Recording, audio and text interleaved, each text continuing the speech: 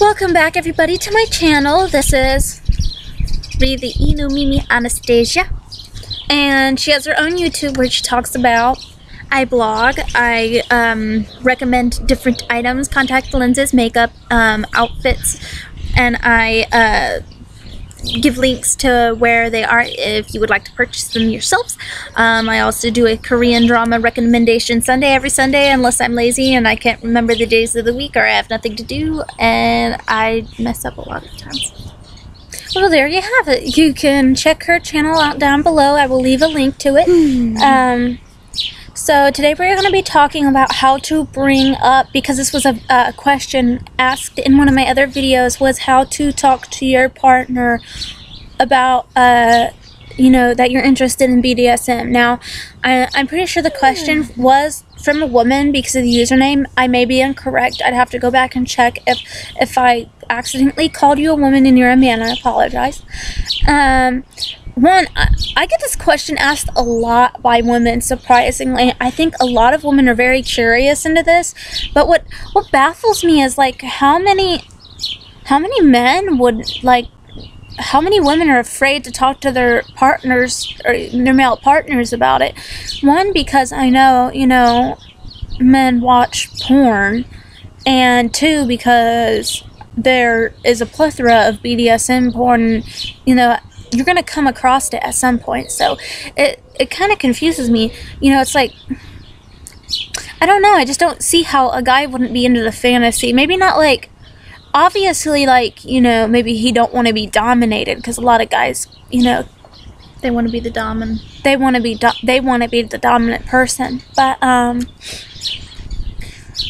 yeah, so that confuses me a little bit, but I'll try to, human nature. Yeah, I'll try to explain it the best I can through my experiences.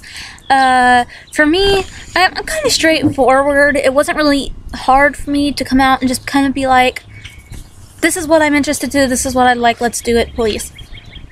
And it was that simple for me. That's because you had a lot of time to get to know each other before that, though. Yeah, exactly. We did before, well, because we've been together so long. But if you've been, you know, I would say time makes a difference, because if you've been with someone longer versus being with them for a short period of time, you're gonna know more what you can talk about with that person without upsetting them or offending them, whether it be that they get upset or offended out of, like, you know, I find people get upset or angry about BDSM if it's out of ignorance, like they don't understand. But one way you could kind of bring it up to your partner would be to drop little hints. Is there anything that you know that they might be interested in that could be considered, you know, BDSM? Have you guys ever did anything kinky in bed at all, like him tying you up, or, you know, vice versa, that you would be more interested in doing? And if they've done it once before, it's going to be easier to get them to do it again versus, you know, having that kind of fear of trying something new. So, you know, that's one way to do it, is just, like I said, drop little subtle hints here and there. Let them know that you're interested. Or you can be very direct. And be like, hey, I'm into BDSM, how about you? Yeah, exactly. You can be, I find that being true to yourself is the easiest way to,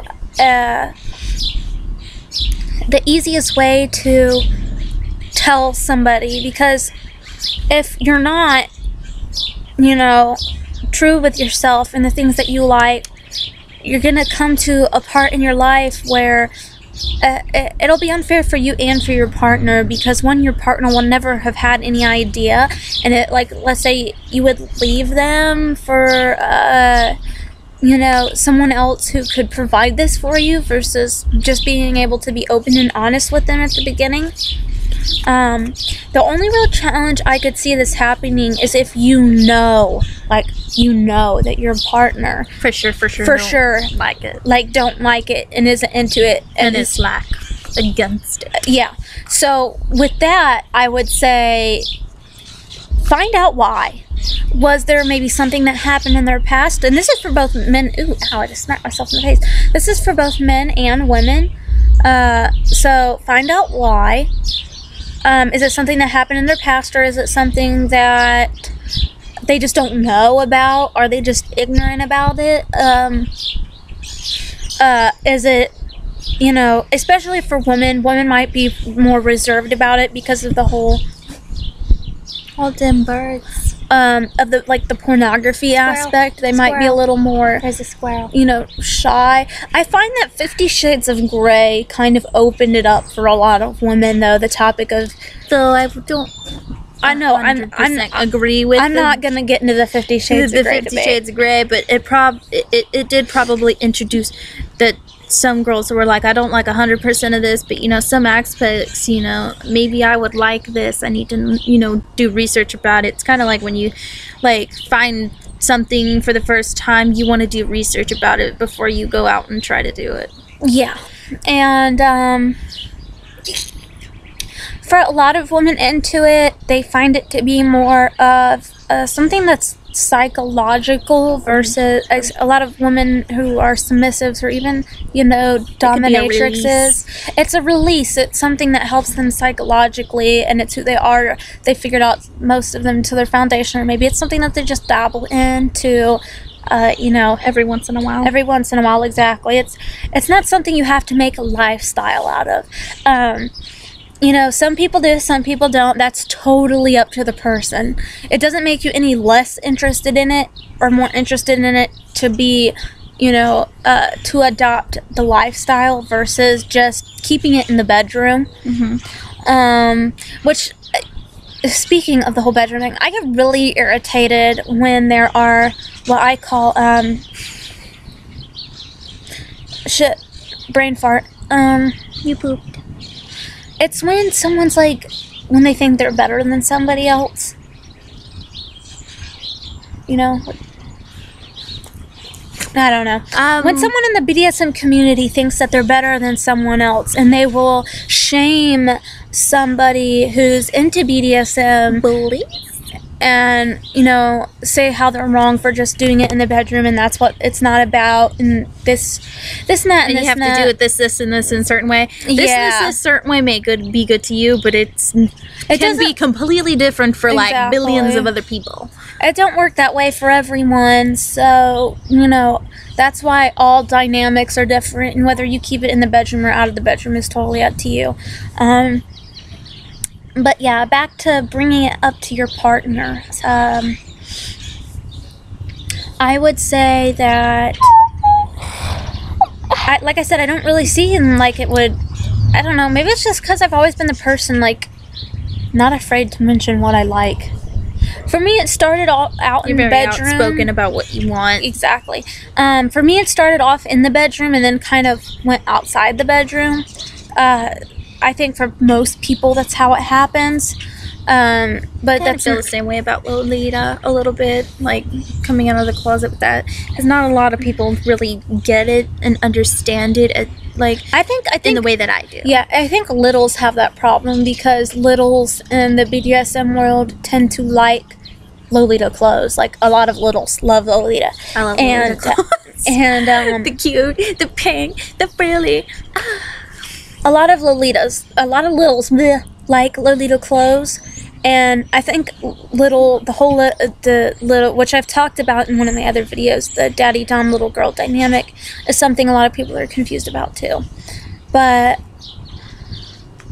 like I said, if you know they have a problem with it, you could ask, you could straight up ask why, or you could kind of, I don't know, like, try to do more investigative work to try And to you find guys out. could always make compromises. Be like, is there Exactly. something that you're interested into that, I may not necessarily agree with, but if it would make you happy, we can kind of discover that together. And then to be compromised, we can also discover this together, something I like. Yeah. I think that's a really good idea. Yeah. I totally agree with that. Compromises. But like I said, be true to yourself. If this is something you feel like to your person that you need to do,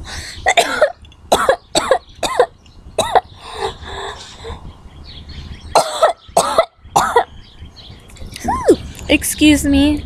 You make me sneeze. Oh my god. You're gonna cough and I'm gonna sneeze. Like I said, if it's something to your person that you're interested to, don't hold back for anybody. You know, don't.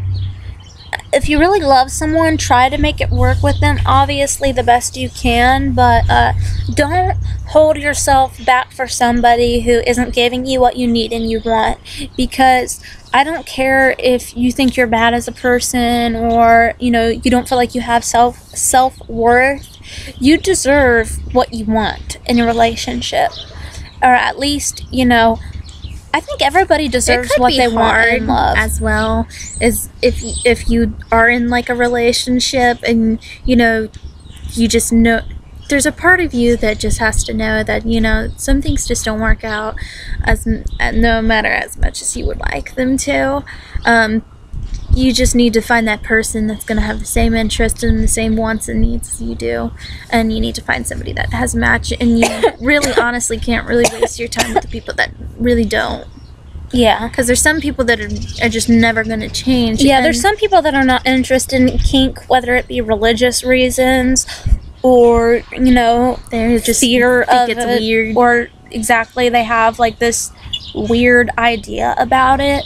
So, I mean, with those people, hey, there isn't much you can do. You just kind of got to let it, you know, you can either be with that kind of person and keep it vanilla with them and have that part of you that's undesired, you know, that part of you that's not fulfilled. It's gonna get to you, though. But it's gonna get to you eventually. It's gonna nip at you a little bit first, and then the more you ignore the feeling, the more it's gonna poke at you until you really can't take it anymore. Exactly. So honestly, in my opinion, it'd be best just to cut it while it's sweet, and you guys can, you know, maybe remain friends, or at least not despise each other and hate each other because of, you know, waiting so long and then things becoming toxic and stuff like that. Because if you have that part of you unfulfilled, it can really affect your subconscious on a level to where you can start saying things and doing things and being spiteful out of not having a part of your sexuality and your, you know, not just your sexuality but your desires fulfilled. So yeah, I think that pretty much chalks up this video. Are you playing a game? Yes. I think that pretty much chalks up this video. I'll probably do another video after this one real quick. But yeah, so bye. So bye. Bye-bye.